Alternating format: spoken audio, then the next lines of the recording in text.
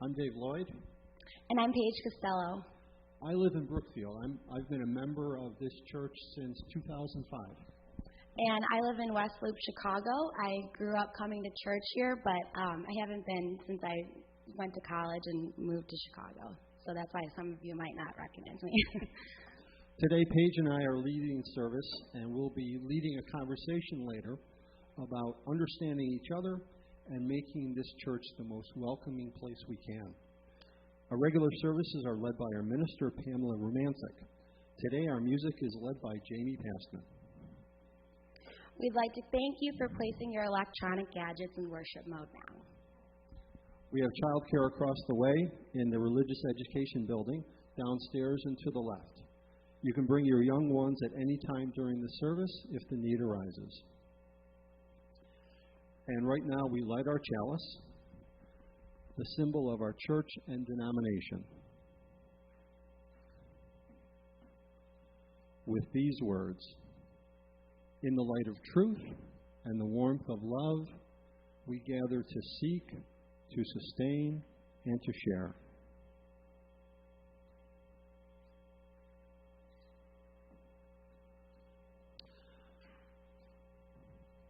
There's always a lot going on around the church, and you can read all about it in News and Notes, which arrives in your inbox every Friday. If you'd like to receive News and Notes, send an email to socialmedia@hinsdaleunitarian.org. Join Buddha's meditation this Monday at 7 p.m. on Zoom. Go to the church website and click on the calendar for the Zoom link. This Wednesday night at 7:30 is our monthly Green Sanctuary meeting, also on Zoom. If you're interested in the work our church is doing for the environment, see me after church and I'll add you to the Zoom link, or email me at the address on the church directory. And that's just a reminder that we're on YouTube, so nobody's given any emails, and if you celebrate something while we're lighting candles, you might want to think about how much private information, including names, you want to give. There's an acoustic Renaissance concert and the announcements and on the church calendar, but we've checked and they don't seem to have a concert this Saturday. So don't come to church Saturday night. But next Saturday morning, December 4th, we're holding a habitat restoration workday at Bemis Woods on Ogden Avenue, west of Wolf Road, starting at 9 o'clock. All ages are welcome. We provide the tools and free food. Check the Cook County Forest Preserve's website for more details, or again, see me after church. Our first musical selection on video is Signs by the 5-man electrical band. How many people remember that song besides me? Oh, all right. I think they were really a one-hit wonder. Now, settle back in your chair. Breathe deep. And imagine if you are in your favorite outdoor setting. It could be a forest, a beach, a prairie, your own yard. Close your eyes and transport yourself to that space. What do you see? What do you hear? What smell comes to you? How does the sand feel between your toes? Or the bark under your fingers? Or the tall grass against your legs? Feel.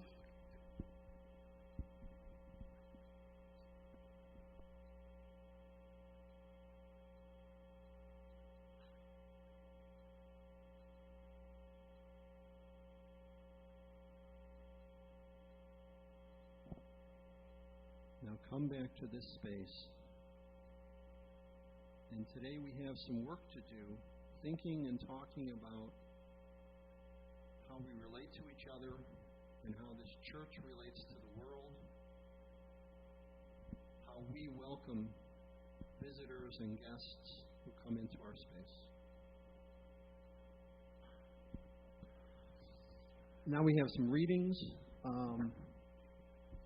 Paige, do you want to do the first one? Yes. So each human being, however small or weak, has something to bring to humanity. As we start to really get to know others, as we begin to listen to each other's stories, things begin to change.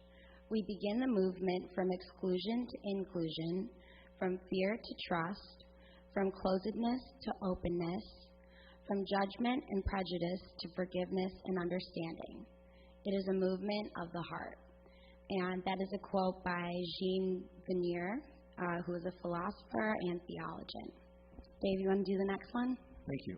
Next one is by Anderson Cooper, the broadcaster.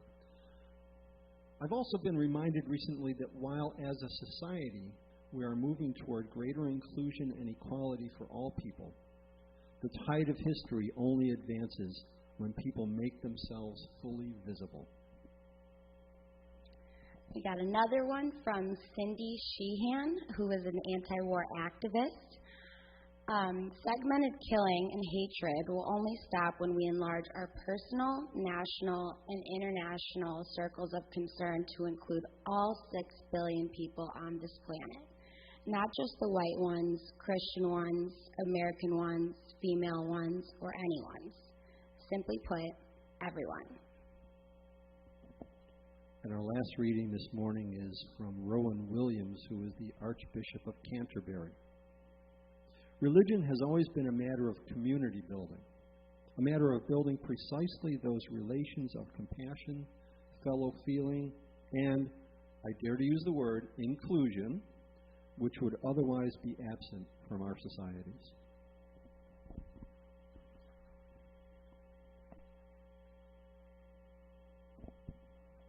We enter this space bringing with us joys, concerns, challenges, and blessings.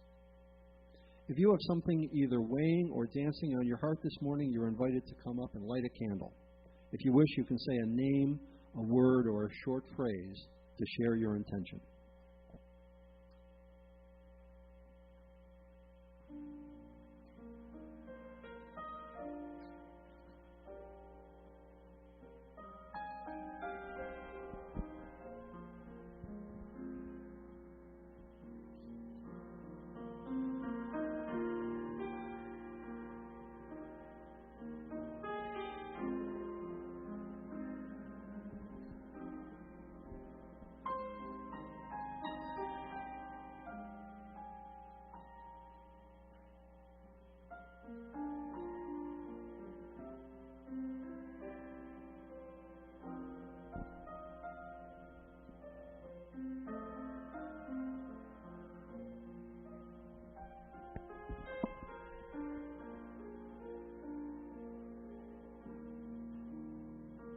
I'm lighting a candle.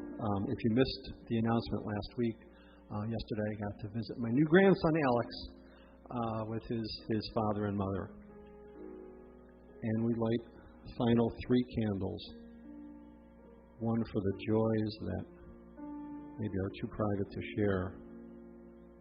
One for the sorrows that weigh on our heart and are too difficult to share. And the third for this community, which bucks us up, supports us, enables us to share.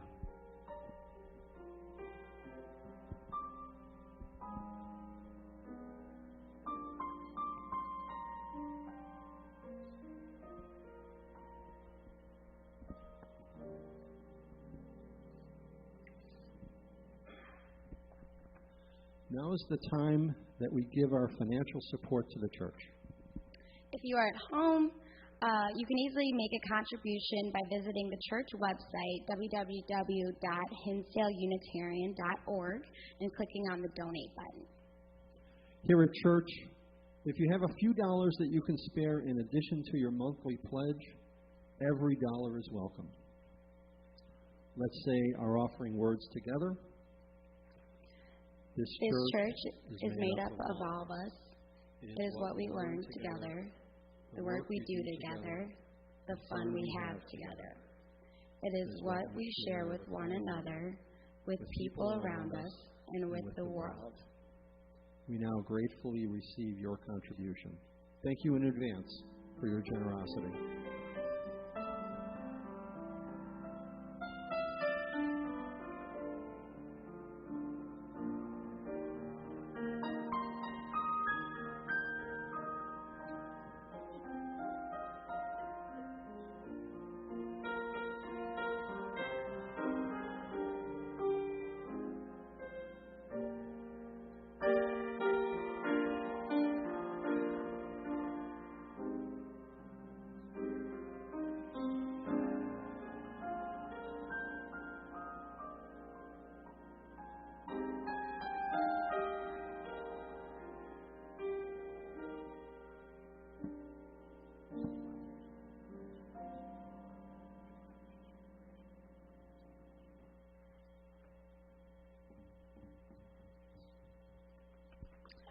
Thank you for your generosity in body and spirit. While we all have a lot in common, of course we have a lot of interesting differences from person to person and generation to generation.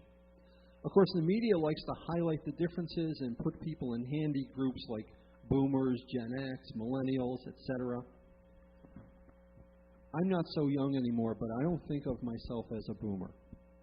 I was born in 1958, and although the baby boom supposedly ran through 1964, all the events that are associated with boomers happened when I was too young to participate.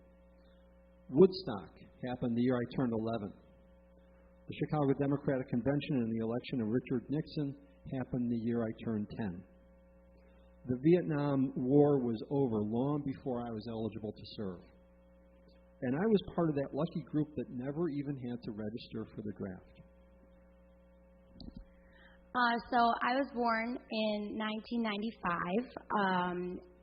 I am in between the millennial generation and the Gen X generation.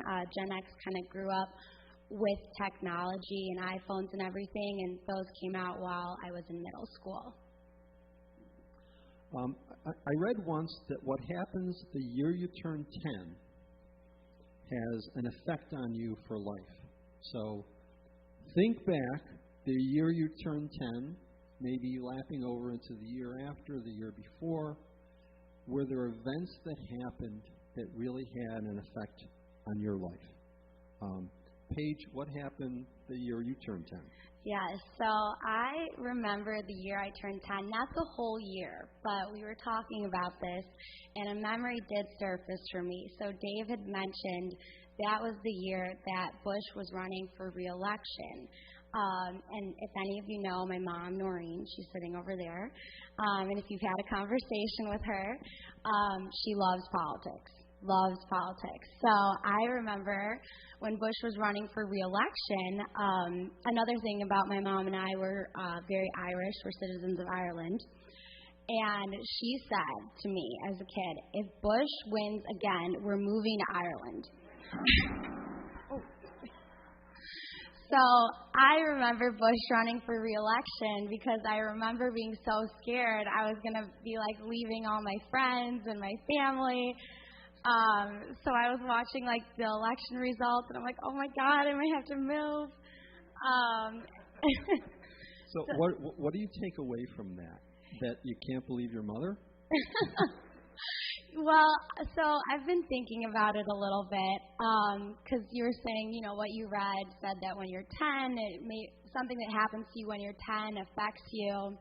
So I was trying to think about how that may have affected me, and I will say it might not just be from that singular event, but in general, growing up with my mom, you know, like I said, politics is really important, and I think that was something that has always been central to me just because, you know, like if a president won, it was enough in our household to say, okay, we're moving to a different country, or if the wrong presidential candidate won. So I think it just affected me in a way that it made politics really central to my life, probably.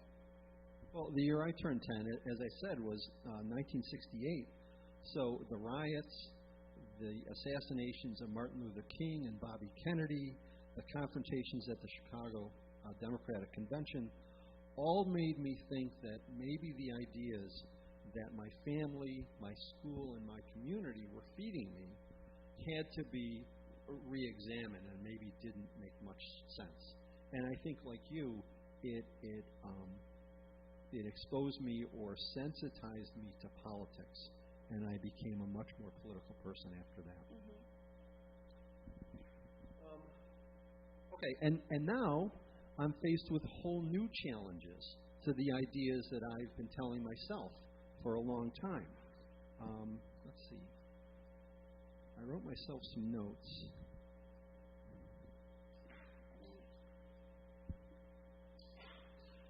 So,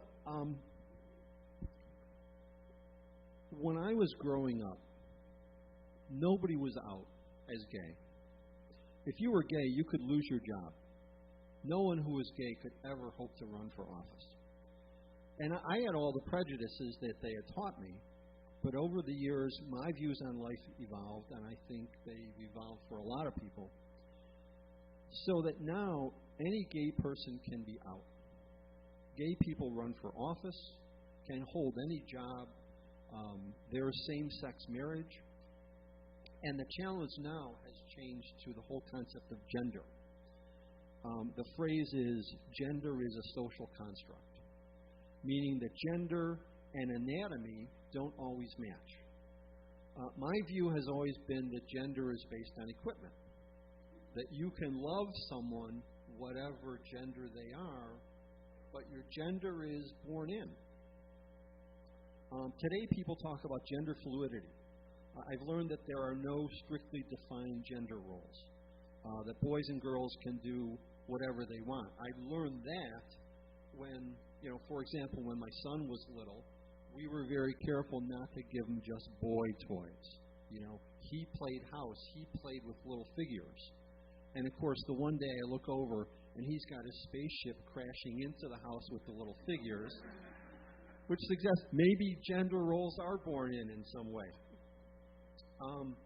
But if gender doesn't match sex, can we even discuss gender roles? And, Paige, I was hoping you haven't had that long history of learning gender roles. What's going on, and what's the deal? Yeah, so it's a really interesting topic. And I'll say, growing up, I don't think for me it was how it is now exactly. Like, being gay, it was still a bit of a stigma, and it, I had never seen, this is a little different, but like the first female presidential candidate, things have evolved more at this point, but I will say, even for me, I have had to learn to grow and accept certain things when it comes to gender roles, and an example of that, I babysat a little boy. He was maybe 6 or 7, and I remember he asked me to paint his nails one time, and this was a couple years ago, and for me, I said sure, but that was a little bit of a shock to me, and his mom was just yeah, sure, absolutely, she kind of didn't think twice about it. So I definitely think for younger generations now, it's something they don't think twice about. But even for me, I have grown up in this church, and we know that a pillar of our values is to be accepting of all people, and that's what I do. But yeah, sometimes I have to think twice about, oh, that's different, that type of thing. Do you have conversations with people at your age cohort about gender fluidity, gender choices in gender, or is that even a phenomenon among younger people? I think it definitely is, because it's so prevalent nowadays. It's front and center. I don't think you could really go anywhere and not, hear in the news about this. And I think it also depends a lot on who your friends are and what their interests are and things like that. In my own personal friend group, it is kind of a topic of conversation, oh, wow, did you see that news article about that came out or whatever? But I wouldn't say we're talking about it in the manner that we're talking about it here, if that makes sense. What would you say to somebody who's had a lot of experience in life? I won't say an old person, who's been through a lot of changes, to deal with the idea of, I'm having difficulty coming to terms with this whole gender thing? Yeah. Well, I would say, in a way, I understand. It's a huge shock, and I think that's something that every single generation will have to deal with. Change is the only constant, we all know. So, no matter what time period you're born in, things are going to be different from the time you're 1 to the time you're 10 to the time you're 20. And we all just have to learn to grow and evolve with it. That's not a new issue. And what I will say, kind of going back to what I had mentioned before, I grew up in this church, and one of the core things here is to be respectful and accepting of all people. So although, some of these new gender things can come up, and I myself might not I 100% understand it because I haven't been in those shoes. But no matter what, I always go back to you respect every single person and you do your best to be kind. And as long as you abide by that, then it's fine. You know, you don't have to be perfect. You don't have to understand everybody else perfectly, as long as you do your best to be kind and respectful. I'm writing this down. Thanks.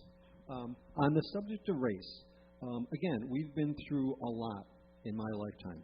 In my lifetime, in my youth, there were racial and ethnic jokes in public, on media, in cartoons. If two people of different races married when I was younger, it was a scandal. The civil rights movement was necessary, and it happened during my youth. And there's been so much change, and we shouldn't forget how far we've come. Mixed race marriages are common. Black people have held just about every job in business and politics. But institutional racism is still a problem. And racism as an attitude has crawled out from under the rock that it was stuffed under, thanks to some politicians. And it needs all of us to fight against it. But as a white person, I sometimes feel under siege. You know, back in the 60s civil rights movement, there was an acknowledgement that white people had to get involved. And now there are times that I feel like white people aren't welcome. You know, we're tainted. We come from a position of privilege. We can't shed our racism, and therefore we almost need to stand back. And there's this sense that I'm not valued as an old white guy. What's your take on that? Is there something I'm missing? No, I could totally understand how you would feel that way. And what you were just saying, I had a thought. So you're talking about the civil rights movement and how growing up, you know, that's more so what you were involved in. And it made me think of in social studies in high school, we learned about de jure and de facto. Do you guys know this? Remember it? So de jure means by law, and then de facto means what actually is. So the civil rights movement was more so focusing on equality in terms of that de jure. You know, let's fight for equal rights in terms of the law. And then there's de facto that you have to consider as well.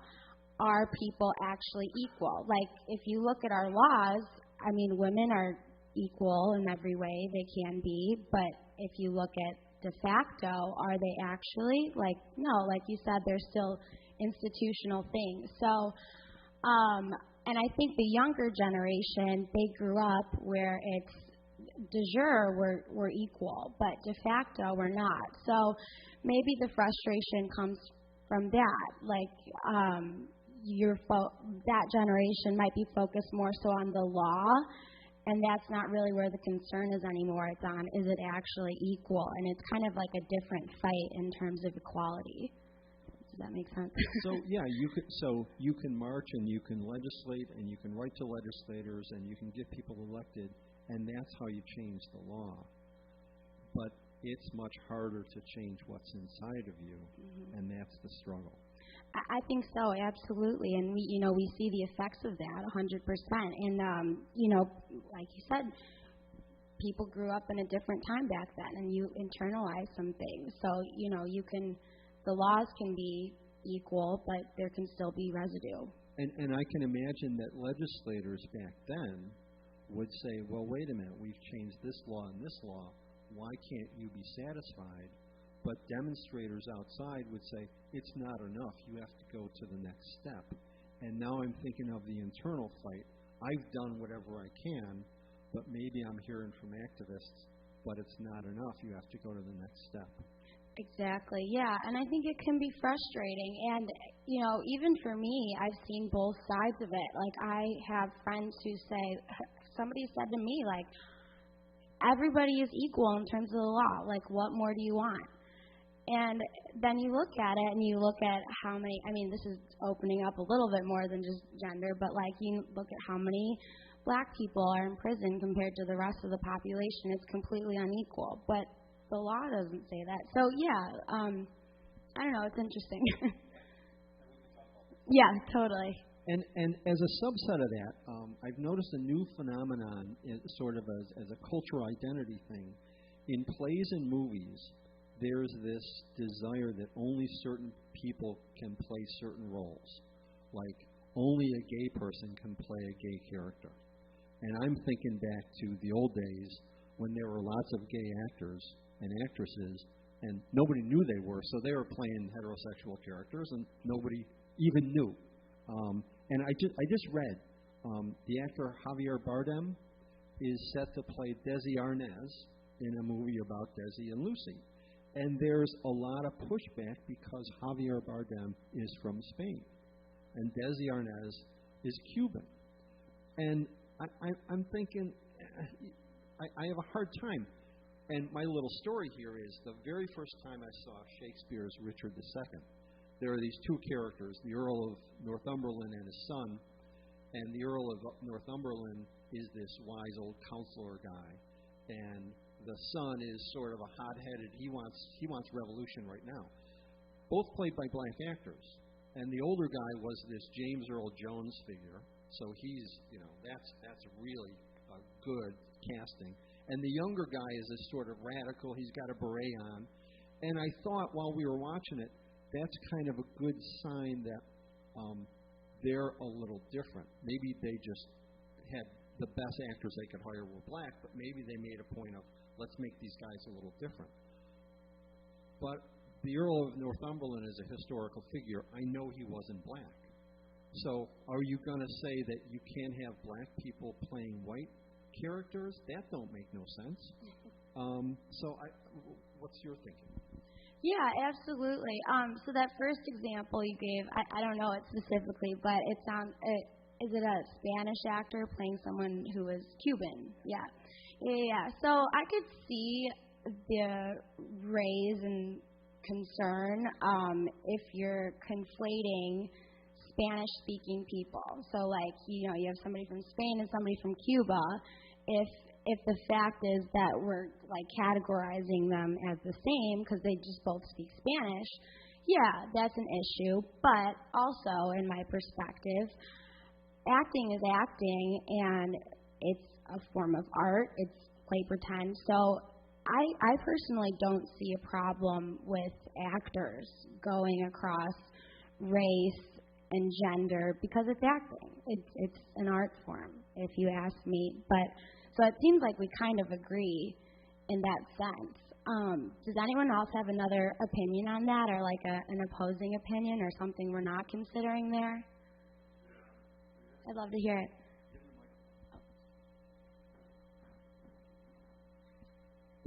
Well, by speaking to South Americans and Latin American people, I heard that they don't sometimes like people from Spain much because they have seen the conquistadores. The people who came here to colonize the land.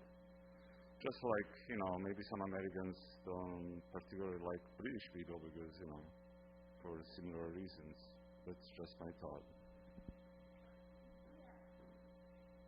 So it sounds like that kind of goes back to like conflating like two different populations, like just because they speak similar languages or something like that. Like we just want to be careful not to, like you said, conflate like Americans and British people. They're different even though they speak the same language. Is that what you're saying? Or in fact, you see, there's still such a division. We've sort of gotten over English colonization. We've been a country and, now we're the superpower, but there could still be an attitude of those Spanish people, look what they did to us a couple of hundred years ago. Yeah. Does anyone else have anything? No.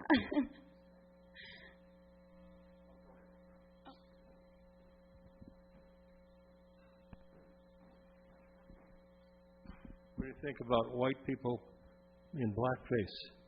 Well, that's so offensive. Why? Because it was done for, well, my thinking, because it was done for so many years as a white supremacist thing, making fun of black people, making, putting on the accent and making them like less than human characters almost. And also it's a relic of, if you wanted a black character, you wouldn't hire a black person because we didn't give jobs to black people. So we got some white guy and put blackface on it. Well, what about now? I think because there's such a memory and there's such a history that it's a trigger, and I don't think you can separate the past history from what you do today. Although, if we're going to be strictly logical, you would say a black person could play a white part, but they're not going to put whiteface on.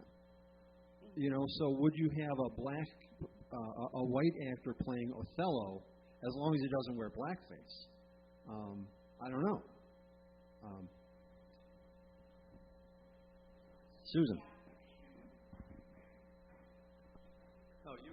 Yeah, you have to use a microphone so people at home can hear. Real quick, good reference point at this discussion is Hamilton, the musical Hamilton, where people of color played roles of white historical characters and sort of flipped the script in that way. Yeah, I'm the only person in America who hasn't seen the play, so I am taking your word. I saw the play, and it's true. And, back to what you were saying over here, I think if there's a historical root and it's offensive, that's where we draw the line in having actors play other, because then it's obviously offensive. There's going to be a new version of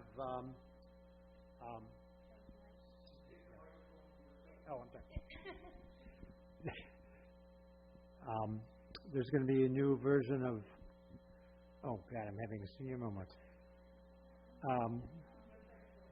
West Side Story, thank you. And it's going to be interesting to see how that works out. The original version I always thought was ridiculous, but it's going to be interesting to see how it's handled and what the reaction is going to be. And we could have a discussion all afternoon about should they remake this movie, but that's a topic for a different day. Is that Jane? Yeah, the light's in my eyes. I would like to make a comment about de jure and de facto. I grew up in a sundown town. That means no black people are allowed in town after sundown. It was a small town of 2,000 people. There was a white settlement a mile away. So Dave read in the paper yesterday there is a person doing research on sundown towns and have found how many signs. I gather he's doing research. He's probably taking pictures of the signs that say no black people allowed in town after sunset. So if there is a sign, is it de jure? Or is it de facto? Well, there was no sign in our town, yep. But everybody knew it was de facto there. So, yeah, from what I know about it, the mayor and the city council never sat down and voted on this. If they put a sign up at the town sign, yeah, it strikes me as pretty explicit. Yeah. Yeah, and I could speak to that a little bit too. Could there be a mix? I mean, could it be both? If it's de jure, it's also de facto. So, it could be a combination too. And does it rise once it gets that established where it's not some hand-lettered sign, but they went to a printer and got the sign, and everybody agrees that it's there? Does that somehow become de jure? Steve had his hand up.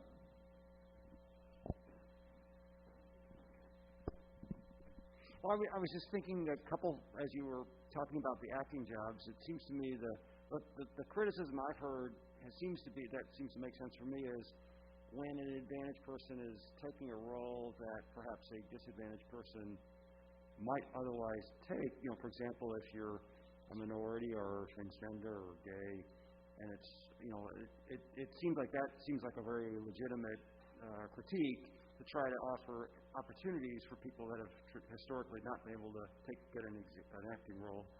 That seems like those seem like legitimate arguments. And similarly, the idea of conflating, like you said, Spanish speakers all, thinking about the fact that there are in fact differences and differing attitudes, and allowing for some complexity. One role I thought was kind of some interesting.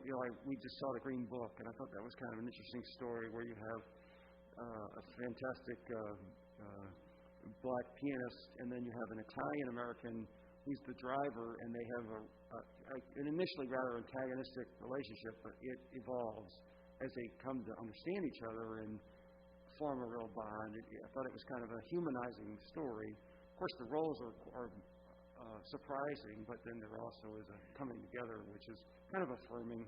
And similarly, like with Hamilton, I thought that was interesting because you have minorities embracing the American ethos of opportunity, and it seems like a very hopeful note that people can identify that with that sort of American theme.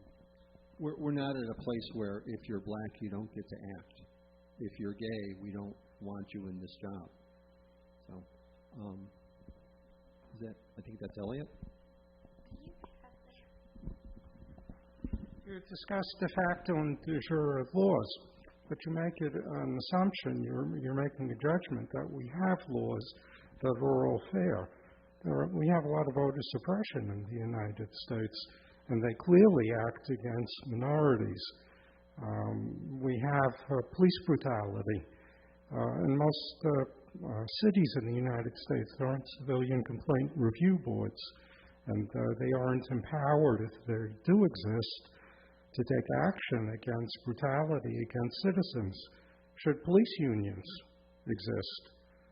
Should police commissioners be allowed to fire violent and abusive police officers? In the state of Florida, felons are not allowed to vote. So the citizens of the state of Florida said, no, they should be allowed to if they pay their debts, the court debts. Suddenly, they couldn't find out for felons what their court debts were. Now, there's a very interesting question. Why should a felon not be allowed to vote? In most countries in the world, a criminal history doesn't preclude someone from being able to vote. In Florida, you have a substantial percentage of the population, men and some women, who do have criminal histories. So I don't think the laws at all are fair. We also are very unequal in the United States in terms of economic status. 1/10 of 1% of the population has as much wealth as the lower 90% of people in the United States. So I don't think there's so much a question of de jure and de facto laws, is that we don't have laws that are equal, and they disproportionately affect very significant numbers of people in the United States. So besides looking into ourselves, there's still a lot of work to do. There's a great deal on to the do laws. in terms of legislation. Yeah. Norma? I'll respond to that really quick, too. I think that's a great point. And I would say, ostensibly, we have laws that are equal, but exactly like you said, when it comes down to the nitty-gritty, they do disproportionately affect some marginalized groups.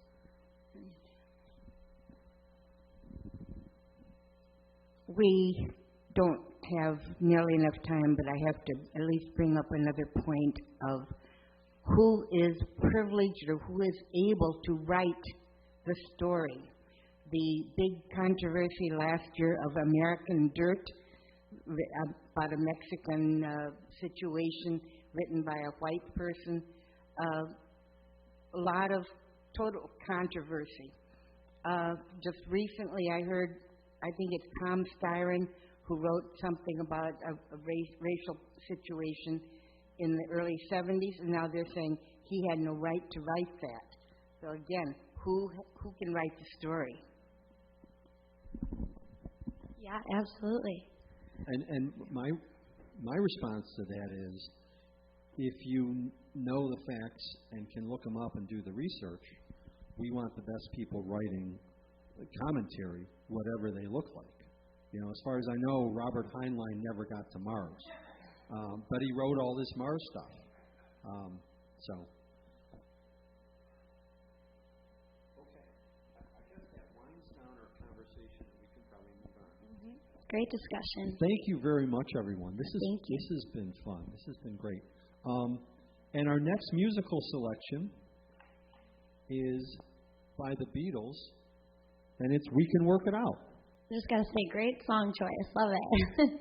When you lead the service, you can pick music from your own time, even if it's more than 50 years old. And the song still works, right? Mm-hmm. Well, thank you, Paige. This has been a really good time, and thank you, everyone. Thank you.